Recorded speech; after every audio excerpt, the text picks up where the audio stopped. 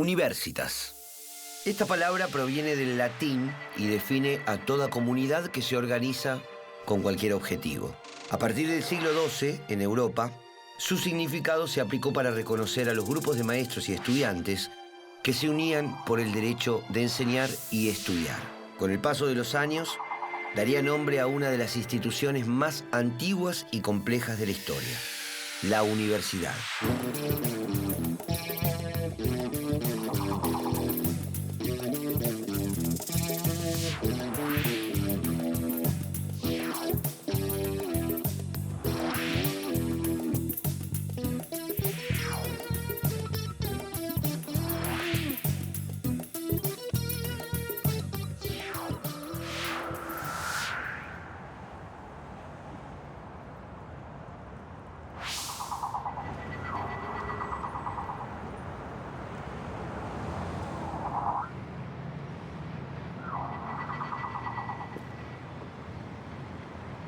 Cálculos, proyecciones, estadísticas. Con estas herramientas matemáticas empezó a delinearse gran parte del país que hoy conocemos.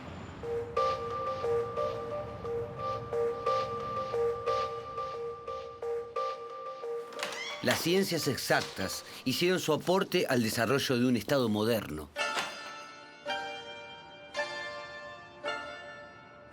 ¿Cómo eran esos tiempos históricos?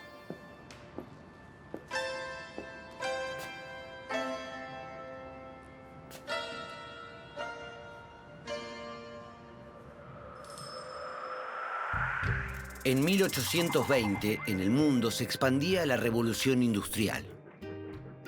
Llegaba desde Gran Bretaña, Europa y un joven Estados Unidos que comenzaba a influir en Centroamérica. La necesidad de las metrópolis de obtener materias primas y nuevos mercados condicionó las relaciones políticas con las naciones hispanoamericanas, donde se desataron disputas por el poder que duraron décadas.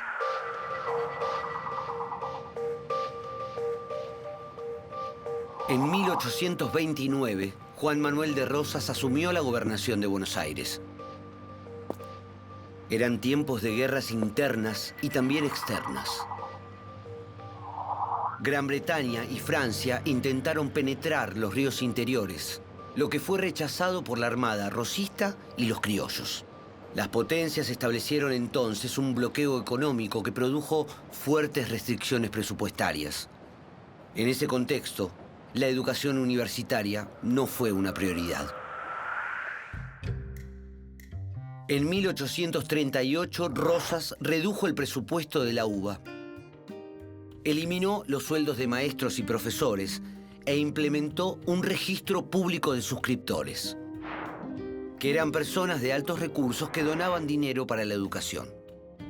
La universidad pudo continuar funcionando con ese aporte, que se sumó al pago de los alumnos y a la disposición de profesores a dar clases sin percibir remuneración. Todo esto afectó la calidad educativa. Lo que sucede en las universidades, los modos de funcionamiento, los saberes que se estudian, tienen mucha relación con la vida social y política del momento.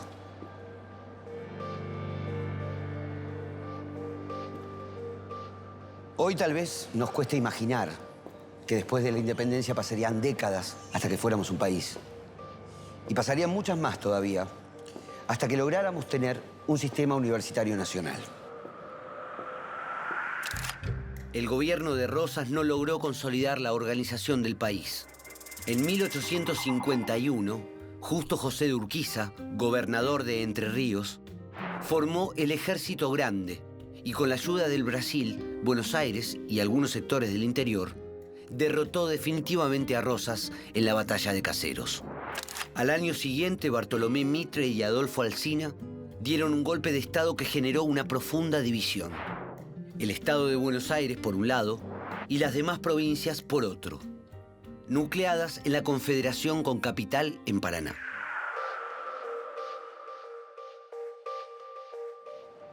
El rol de la universidad como formadora de las élites se acentuó a partir de 1852, cuando el país empezó a conformarse como un Estado nacional. En la UBA nombraron rector a Francisco Pico, el primero en ocupar ese puesto sin ser sacerdote. La universidad empezaba a despegarse del control de la iglesia. En 1861, Bartolomé Mitre derrotó a Urquiza en la batalla de Pavón y puso al país bajo la tutela porteña. Los gobiernos de Mitre, Domingo Faustino Sarmiento y Nicolás Avellaneda concretaron la derrota de las oposiciones del interior y la organización institucional del país. Bajo la presidencia de Sarmiento, la ciencia tuvo un gran impulso. Con la influencia de las ideas positivistas se incorporaron profesores extranjeros, especializados en ciencias naturales y exactas. A la Universidad de Córdoba llegó un núcleo de científicos alemanes para trabajar en la Facultad de Ciencias Físico-Matemáticas y en la Academia de Ciencias Exactas. En ese tiempo se crearon la Sociedad Científica Argentina, la Academia Nacional de Ciencias, surgida en base a la Academia de Ciencias Exactas de Córdoba, y las facultades de Ciencias Físico-Naturales y de Matemáticas de la UBA, que luego se nuclearían en la Facultad de Ciencias Exactas, Físicas y Naturales. Los cambios a la UBA llegaron en 1861, el mismo año del triunfo de Mitre en la batalla de Pavón.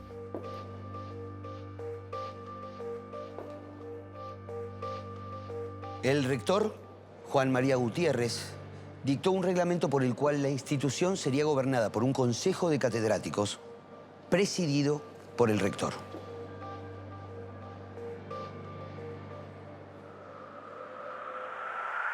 En 1872, Gutiérrez comenzó a elaborar un proyecto de ley universitaria que establecía la libertad de enseñanza y un régimen económico-administrativo autárquico, que dependía solamente del poder legislativo. Un grupo de trabajo formado por Gutiérrez, José Manuel Estrada, Pedro Goyena y José María Moreno elaboró las bases del decreto del Poder Ejecutivo de 1874, por el que la Universidad de Buenos Aires fue definitivamente organizada con el perfil que mantiene actualmente: una federación de facultades gobernadas por un Consejo Superior. En 1880 llegó al poder el general Julio Argentino Roca, quien consolidó un modelo económico agroexportador, político conservador, y estructuró al país como un Estado moderno. En la llamada campaña del desierto, Roca expandió y delimitó lo que son hoy las fronteras de Argentina. Durante su mandato se incrementaron las inversiones inglesas en bancos, frigoríficos y ferrocarriles, y creció la deuda externa.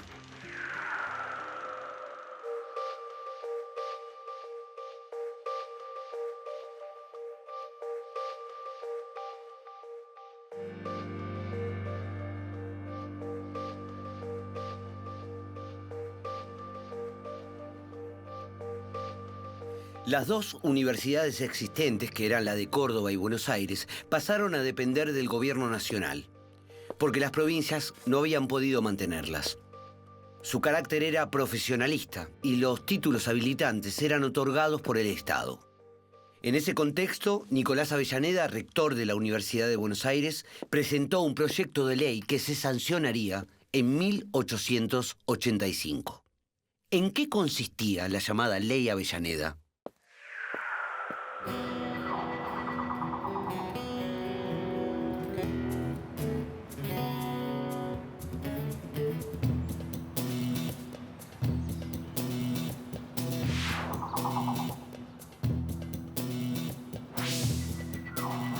En realidad, en 1885 y durante el gobierno de Roca, lo que se quería y sobre todo se pretendía era fortalecer el papel del Estado-Nación. Y para esa época el Estado-Nación tenía una misión fundamental, que era convertirse en Estado docente. Y desde ese punto de vista, tanto a Roca como a sus ministros, les interesaba que las universidades estuvieran al servicio de una construcción educativa y pedagógica. Y para eso, el tema de la autonomía era un tema relativo. Relativo en el sentido en que era una autonomía que generaba dependencia del Estado, y esta es una noción bastante interesante para el problema de la autonomía hoy en el presente. Autonomía para la ley Avellaneda significaba que el Estado estuviera regulando, mirando, velando por el destino de esas dos universidades, en principio la Universidad de Córdoba, la Universidad de Buenos Aires, pero a su vez respetando la libertad académica de las facultades. En esos 4 artículos de la ley Avellaneda lo que se proponía era, sobre todo, que el Estado estuviera resguardando, desde el punto de vista de un socio fundador, la libertad de las facultades para poder elegir sus planes de estudios, para elegir sus profesores, y de la terna de los profesores de las facultades, de los consejos directivos, luego el Estado intervenía y convalidaba o elegía a un profesor. Tenía capacidad el Estado de vetar los estatutos. Y lo más interesante desde ese punto de vista histórico es que la universidad era, por definición, una federación de facultades. Al ser una federación de facultades, la lógica fundamentalmente académica, administrativa, estaba depositada en las facultades. Y la universidad en sí tenía casi un poder simbólico, como el estilo de las monarquías parlamentarias, en las que el rey podía de algún modo opinar, pero finalmente las decisiones legales las tenía el Parlamento. Ese espíritu que le otorgaba un poder tan fuerte a las facultades no se terminó de entender en relación al presente. Ahora, el sistema de las ternas, previos concursos, ¿no? Sí. Si mal no recuerdo, genera un debate entre Avellaneda, que era senador, y el ministro de Educación. Porque en realidad Avellaneda no quería el sistema de que el Poder Ejecutivo, a través del Ministerio de Educación, tomara uno de la terna, sino entendía de que debería ser designado directamente por la unidad académica. Así es. ¿Cuál es tu mirada en este sentido? ¿Era como que el Estado no le podía dar tanta autonomía como para designar finalmente al docente de cátedra? Sí, en realidad esta tensión entre lo que yo llamo autonomía relativa es una tensión constitutiva del problema universitario. En toda tensión aparecen siempre estos puntos de conflicto. ¿Hasta qué punto esa libertad es sojuzgada porque el Estado elige un miembro de la terna? ¿Y hasta qué punto en realidad el Estado tiene derecho a elegir porque es el que está velando por el bienestar académico del futuro, del pueblo? Del pueblo en el sentido de lo que Roca y los liberales de la década del 80 querían, que era justamente hacer llegar las luces, hacer llegar en parte, desde un punto de vista conservador, pero también ilustrado, la posibilidad de que la universidad ayude al Estado a construir un progreso, un bienestar, por vía de la formación de las profesiones, y los profesionales iban a ser los naturales funcionarios de ese Estado.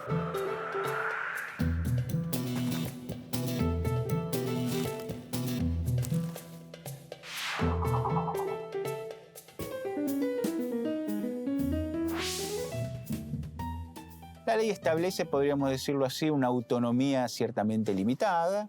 Hay una asamblea universitaria compuesta por los integrantes de lo que en la ley se llaman las facultades, pero que son los miembros de los consejos académicos o academias. Todavía no se utiliza el término consejo, no se va a utilizar el término consejo directivo, que es un poco posterior. Los miembros de las facultades, entonces reunidos, eligen a un rector. Tiene ciertas atribuciones la ley, le da a la universidad para poder armar, limitadas, para poder armar sus planes de estudio, establecer los derechos arancelarios, porque en aquella época se paga, digamos, se paga un arancel para poder asistir a la universidad. Pero, digamos, de todas maneras, yo creo que... Y regula también el tema de los concursos. Claro, bueno, ahí me parece que hay un tema que es fundamental, a eso quería ir. Quizás hay dos cuestiones que me parece que sería importante atender cuando uno analiza la ley. Primero, hay un elemento que constriñe, limita claramente la autonomía universitaria, que es el método de designación de los profesores, ¿no? Avellaneda era partidario de los concursos, ¿no? Digamos, pero no fue ese el sistema que primó finalmente en la ley. La ley establece la presentación de ternas por parte, primero en realidad de los consejos académicos, de las academias, y después del Consejo Superior, que debe elevar una terna al Poder Ejecutivo, y el Poder Ejecutivo tiene la potestad de elegir a los profesores titulares. Recordemos que esa iniciativa es del ministro de Educación. Claro, exactamente. Que se impone sobre el senador exactamente. Avellaneda. Claro.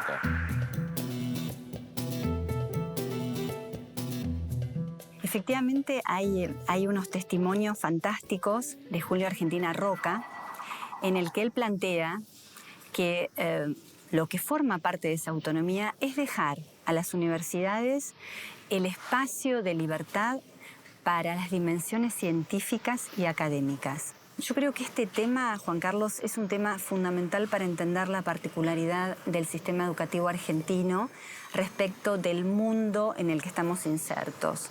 Porque tanto en Estados Unidos o en Europa el poder del Estado controlador finalmente tomó las riendas. Y en Estados Unidos las corporaciones son las que tomaban las definiciones respecto de esos títulos que habilitaban para el ejercicio de la profesión. Entonces Roca, en una parte de uno de sus testimonios, claramente dice, bueno, con respecto a las profesiones, derecho y medicina, nosotros podemos generar, podemos intervenir, podemos pedir que haya una cierta regulación en torno a los números, a los que ingresan, y hasta podemos opinar respecto de los planes. Donde no podemos opinar y no podemos intervenir es en lo que él llama el progreso, la cultura y la ciencia. Y esas dimensiones se las vamos a dejar en manos de las facultades.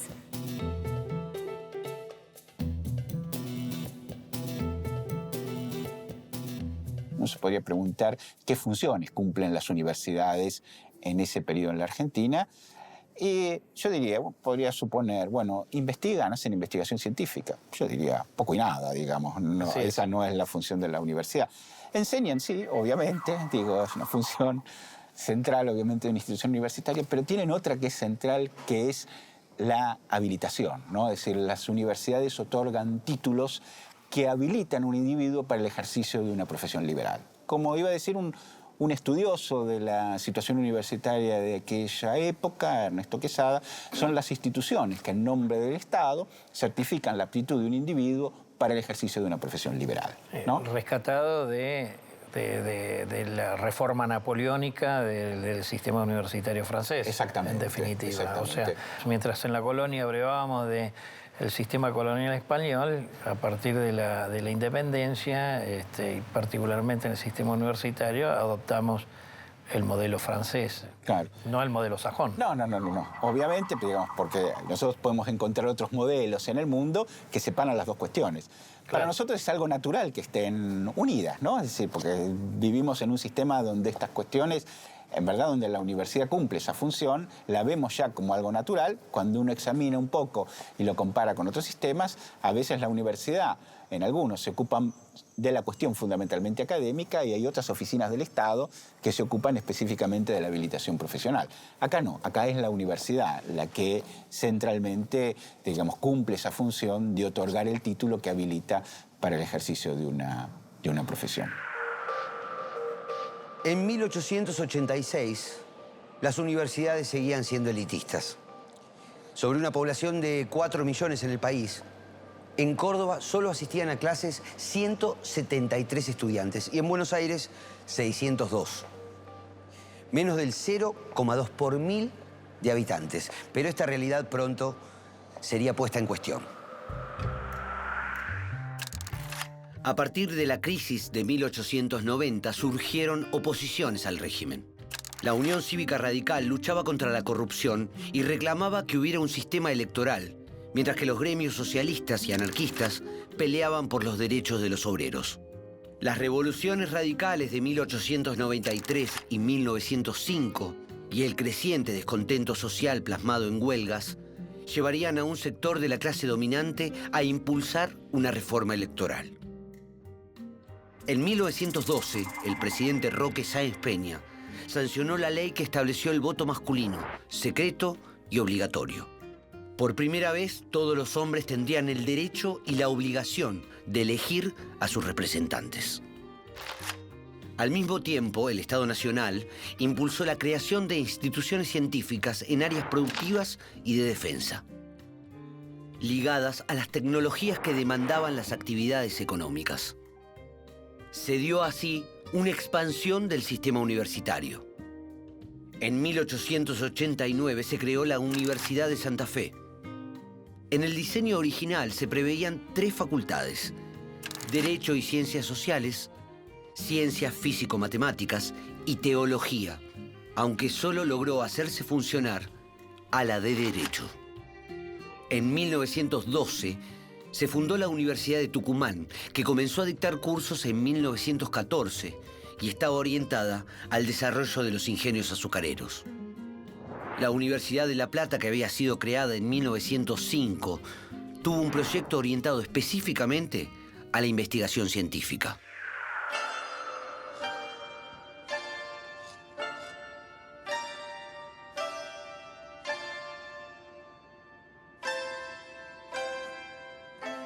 El ámbito universitario empezó a demandar cambios en el modo de enseñar, que en un momento estaba dirigido principalmente a la formación de profesionales.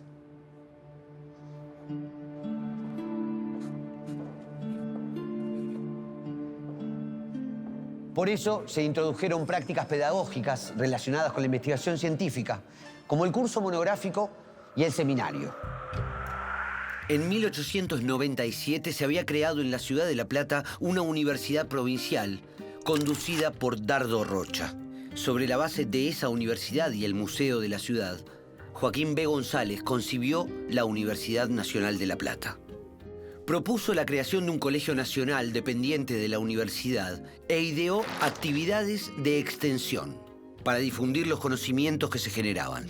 La universidad no se regía por la ley Avellaneda, sino por una ley convenio que permitió la nacionalización de sus institutos provinciales. También garantizaba a los profesores un lugar central en el gobierno y en la administración de la Casa de Estudios.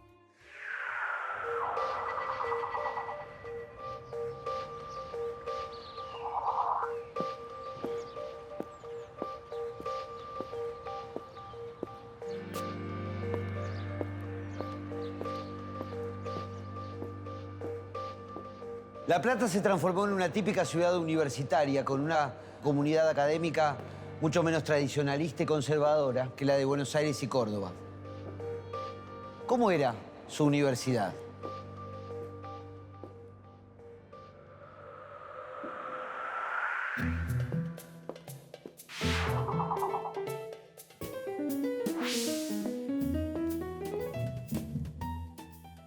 El proyecto de González es esencialmente modernizador de ese sistema universitario. ¿Por qué? Porque él va a poner énfasis en 2 dimensiones. La primera, la investigación científica.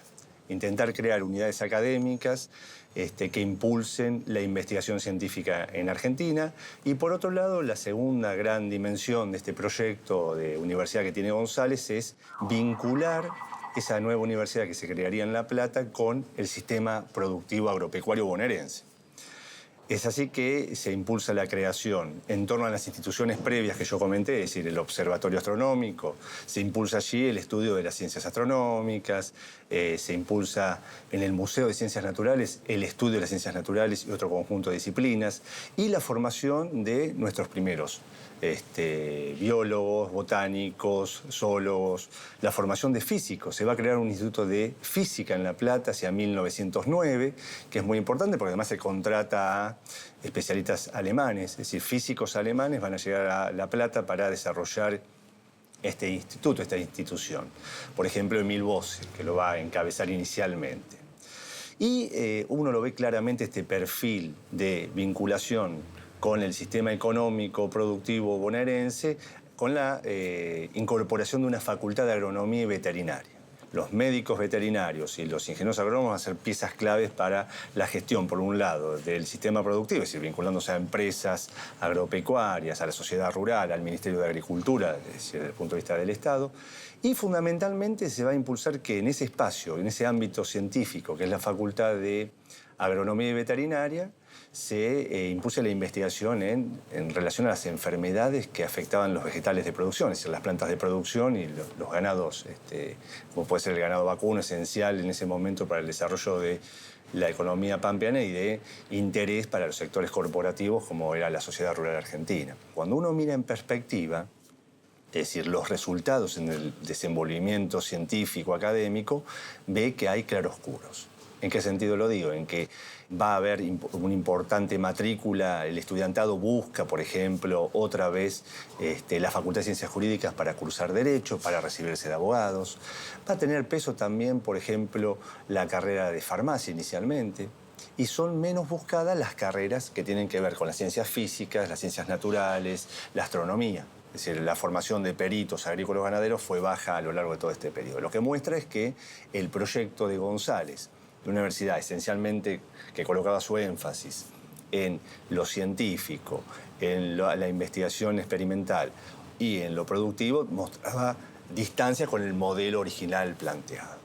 Es como decir, a diferencia de las dos universidades preexistentes, Córdoba y la UBA, que tienen un perfil profesionalista, el modelo de Joaquín González y La Plata era un modelo más humboldtiano de investigación y vinculado a la producción, más parecida a lo que serían las universidades estadounidenses del interior de los Estados Unidos, es decir, llamémosle un modelo alemán y americano. Sin embargo, como escribió Tedesco y Osla, lo que predominó en la época y que sigue marcando el ADN de nuestra historia universitaria es la formación para la movilidad social o la formación del ciudadano y no tanto la universidad para el desarrollo económico. Exactamente, sí. Es decir, González tenía en mente las universidades también claramente del mundo anglosajón, ¿no? Norteamericanas. Lo que sucede es que, como vos decís, Juan Carlos, la educación superior es vista como una plataforma de promoción social, ¿no? Y hay un nuevo actor allí, que es estos sectores medios que han surgido de la nueva Argentina, ¿no? De la Argentina de la modernización del periodo 1880-1910, que ven en la titulación universitaria una clara forma de promoción social. Tampoco, y por eso apuntan a carreras como Derecho. Medicina, sí. Claro. Tampoco, a diferencia del modelo humboldtiano, había dedicaciones completas, estas eran mínimas, claro. Por lo tanto, la perspectiva de hacer investigación sin profesor de dedicación completa pasa a ser una utopía. Una utopía. En el proyecto formulado por González todo parecía muy claro, muy preciso. El problema es esto, por ejemplo, no hay dedicaciones exclusivas en esta etapa. Los recursos para el desarrollo de una comunidad científica en las áreas que ellos pretendían, astronomía, ciencias naturales, ciencias agronómicas y veterinarias o la física, necesitaban muchos recursos. Y, evidentemente, la Argentina no dejaba de ser un país dependiente. Y en este sentido, la dependencia de la ciencia europea es muy fuerte, porque se ve en la contratación del conjunto que se apela de científicos europeos, ¿no? Con lo cual mostraba las limitaciones que este proyecto podía tener, ¿no?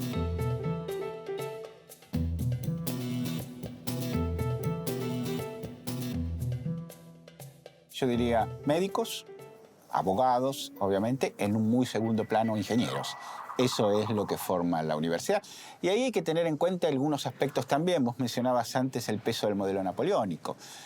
Ahí hay un problema que es un problema centralmente político, ¿no? Es decir, obviamente la universidad napoleónica, heredera de alguna manera de la Revolución Francesa, no iba a permitir que, digamos, que había también construido un Estado laico, si se puede decir así, donde el conflicto con la Iglesia, sobre todo en las primeras etapas, fue central, no iba a permitir que cualquiera formase a sus abogados o formase a sus médicos, porque son disciplinas que son, profesiones que son centrales para la reproducción de la sociedad.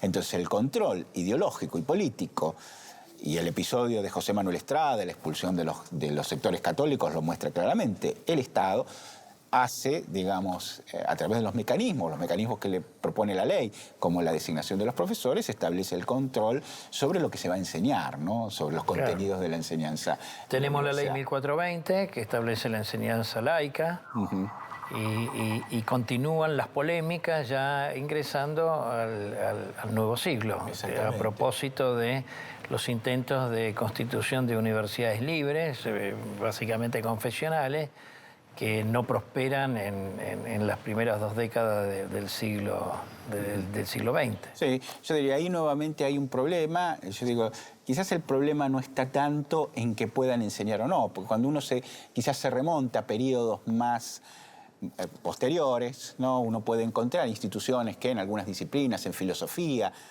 daban ya formación académica, formación intelectual. El problema central es el título. Lo que no pueden hacer este tipo de instituciones y el Estado no les va a reconocer nunca es la posibilidad de titular y de habilitar.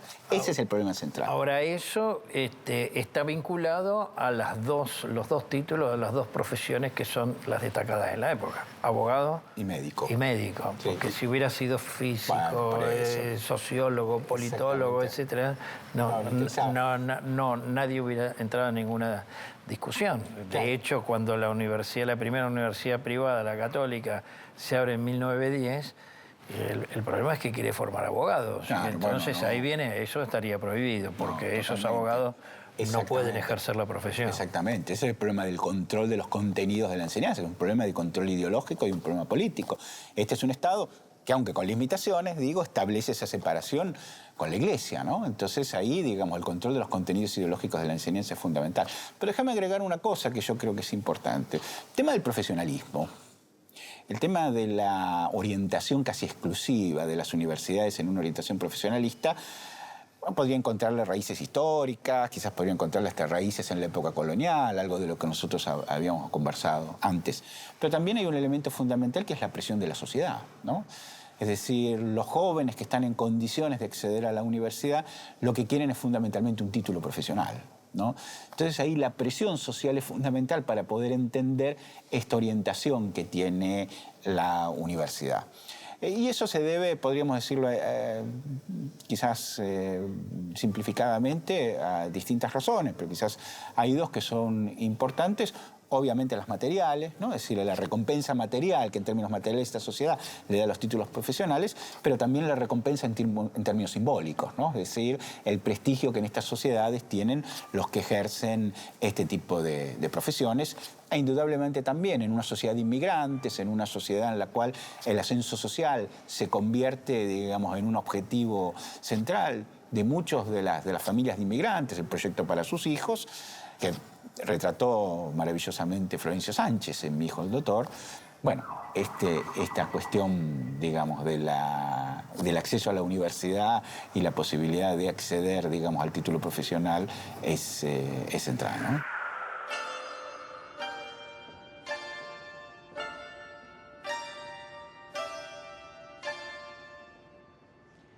A fines del siglo XIX y principios del XX, la ciencia, el profesionalismo y un nuevo ordenamiento legal marcaron el pulso del sistema universitario. Con la consolidación de los centros de estudiantes, en 1918 tuvo lugar uno de los movimientos de transformación más relevantes en la historia de América Latina, la reforma universitaria. ¿Cómo se llegaría a la reforma del 18?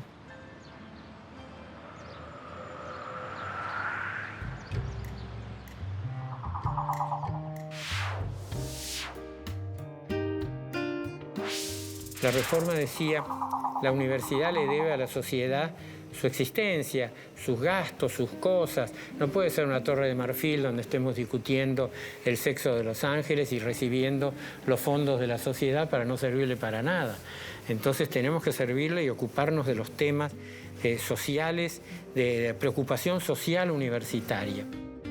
Hay que tener en cuenta siempre el trasfondo que está detrás de todos estos conflictos. Por un lado, todas estas décadas están teñidas de una fuerte disputa entre los sectores liberales y la Iglesia Católica. Este es un primer dato que se va a concretar en la sanción de la enseñanza laica, en las fuertes divergencias con la Iglesia sobre la designación de obispo, etc. Hay una serie de cuestiones y en un auge mundial del liberalismo que aquí tiene mucha fuerza, por una gran influencia que tenían sobre todo países como Francia, Bélgica, etcétera, en la vida intelectual y cultural en ese momento de los sectores dirigentes de la Argentina.